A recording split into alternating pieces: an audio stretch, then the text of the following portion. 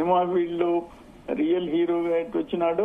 ఇక్కడ కూడా వాస్తవాలే ఆయన ఓన్ చేసుకుంటాడు, దాని గురించి మాట్లాడతాడు. పొలిటీషియన్స్ లో ఎట్లుంటది మీకు తెలుసు కదా, లోపల ఒకటి బయట ఒకటి మాట్లాడేది కొంతమంది ఉంటది. అట్లా కాకుండా రియల్ సినిమాలో హీరో ఎట్నో రియల్ పొలిటీషియన్ అనిపించుకున్నాడు పవన్ కళ్యాణ్ గారు. బీజేపీ అసలు మాకు ప్రాబ్లం లేదు, అందరూ సత్యకుమార్ యాదవ్ గాని మిగతా వాళ్ళందరూ సీనియర్స్ అందరూ దాంట్లో ఉండారు, అందరం కలిసి ఒకే మాట ఒకే బాటగా పోతున్నాము, దాంట్లో డౌట్ లేదు. కామన్ ఇంట్రెస్ట్ ఒకటండి, రాష్ట్రం కవర్ కావాలి, రికవర్ కావాలా, ట్రాక్ లో పడాలా, పోటీ పడాలా, తెలంగాణతో పోటీ పడాలా, మంచిగా అది. అందుకని అందరం కలిసి ముందుకు పోతాం. సార్ ఒకటి, ఇప్పుడు జగన్ తో కూడా ఇదే రకమైన క్లోజ్నెస్ మెయింటైన్ చేసింది కదా బీజేపీ గాని, ప్రధానమంత్రి నరేంద్ర మోడీ గాని. నిర్మలా సీతారామన్ అయితే దత్తపుత్రుడు జగన్ అని కూడా అన్నారు, ప్రధానమంత్రి నరేంద్ర మోడీ దత్తపుత్రుడని.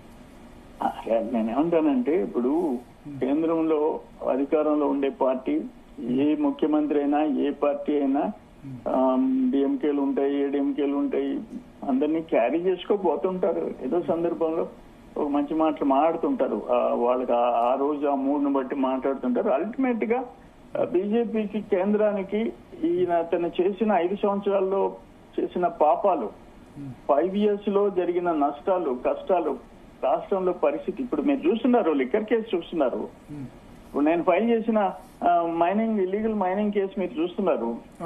ఇవన్నీ వాళ్ళు ఎస్కేప్ అయ్యే అవకాశం లేనివి. ఇవన్నీ ఇప్పుడు ఈ రోజు హైకమాండ్, బీజేపీ హైకమాండ్ దృష్టిలో వాళ్ళ సెంట్రల్ ఇంటెలిజెన్స్ ఉంది. రాష్ట్రం నాశనం అయిపోయింది. ఒక్క మాట చెప్తానండి, కేంద్ర ప్రభుత్వ పథకాలు ఆపే హక్కు ఎవరిచ్చారండి? మైక్రో ఇరిగేషన్ 60-40 ఇటువంటివి ఎన్ని ఆపిన అన్ని అల్టిమేట్ గా కేంద్రానికి నోటీసు పోయింది కదా జగన్ వల్ల జరిగిన నష్టాలు. అందుకని రియలైజ్ అవుతారు ఆటోమేటిక్ గా. సో అంటే ఈ రిలేషన్ లోకేష్ తో మీటింగ్ అన్నది లాంగ్ టర్మ్ దృష్టిలో పెట్టుకుని ప్రధానమంత్రి చేశారనుకోవచ్చా? 100%. అంటే ఫ్యూచర్ లీడర్ గా గుర్తించి బీజేపీకి. 100%. So thank you. డౌట్ లే. మంచిదండి. Thank you.